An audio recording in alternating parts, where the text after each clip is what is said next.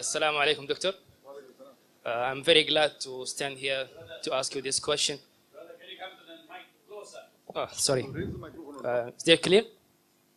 Like this, is it clear?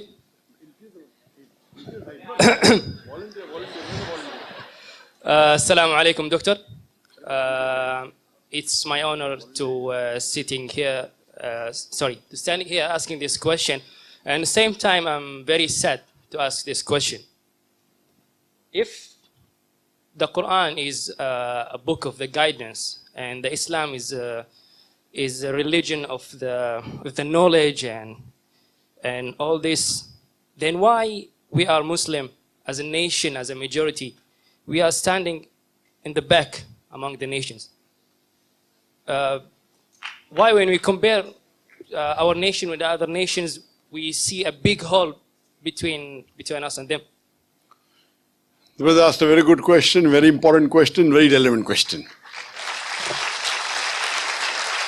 That if Quran has so much of information regarding science, technology, it's a book of knowledge, book of guidance, then why are we Muslims backward? It's a very good question. The reason is, if we look back into the history, from the 8th to the 10th century, we read in the historical books, the Europeans, they called it as the Dark Ages. Dark for whom? Dark for the Europeans. The Arabs, the advancement they made in science and technology was phenomenal. If you had to know about science, if you want to do research of science, you had to learn Arabic. Like how today we learn English.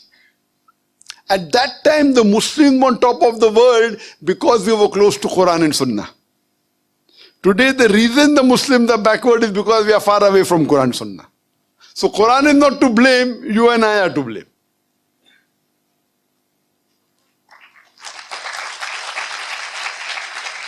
If you read in the books of history and books of science,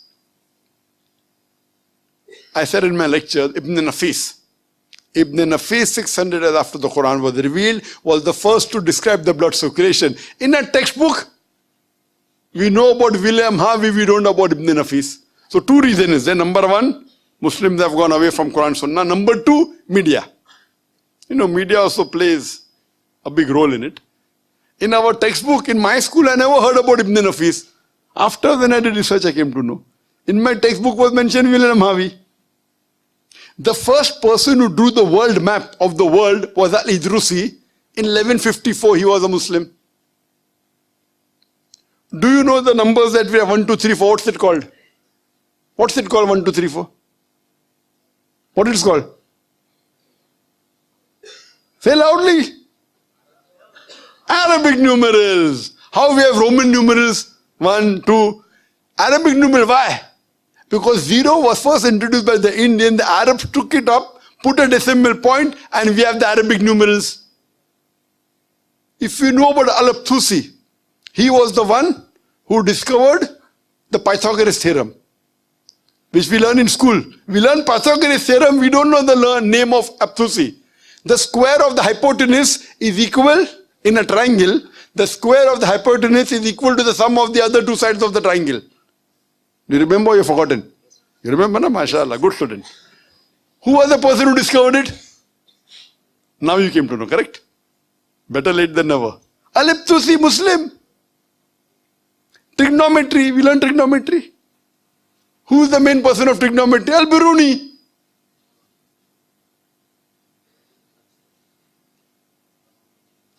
We learn chemistry. Who's the father of chemistry? We know Geber. It's not Geber, it is Jabir ibn Hayyan. They want to, change the name, westernize it, Geber. So Geber looks like a westerner, sounds like a westerner, correct? It is Jabir ibn Hayyan. He is the father of chemistry, wrote more than 200 pages, 2000 pages. He was the first to distill alcohol. Alcohol comes from the Arabic word al-gul. Alcohol is Arabic, al-gul meaning evil spirit. He distilled it. How many people know about Al-Kindi? At the time when Newton, who's the biggest scientist in the world history, Newton said all laws are absolute. Al-Kindi said no, all laws are not absolute, they are relative. Later on, Albert Einstein came. All have heard about Einstein. How many of us have heard about Al-Kindi? The two brothers, Muhammad Ahmad and Hassan Shakir, they told the area of the earth from an angle at the Red Sea. At a time when we didn't even sure whether the earth was spherical or not. At that time they told the area of the earth which was quite accurate. If you read about Ali ibn Abbas, he wrote 2,000 pages on medicine. If you know about Ali ibn Sina, Avicenna sounds like a Westerner name. It's Ali ibn Sina, Aristotle of the East. You can keep on giving examples. Muslims were on top of the world because we were close to Quran and Sunnah. Today, we are far away from the Quran and Sunnah. That time, if you wanted to get advanced in science and technology, it was compulsory you learnt Arabic. Arabic was a language on top of the world. Today, where is it? Who's to blame? We are to blame. So my request to all the Muslim brothers and sisters, you go back to the Quran. Study the Quran. Quran is the most positive book in the world. It's a proclamation to humanity. It's a fountain of mercy and wisdom. It's a warning to the heedless. It's a guide to the erring. It's an assurance to those in doubt. It's a solace to the suffering and a hope to those in despair. You can get all these benefits only if you read the Quran with understanding.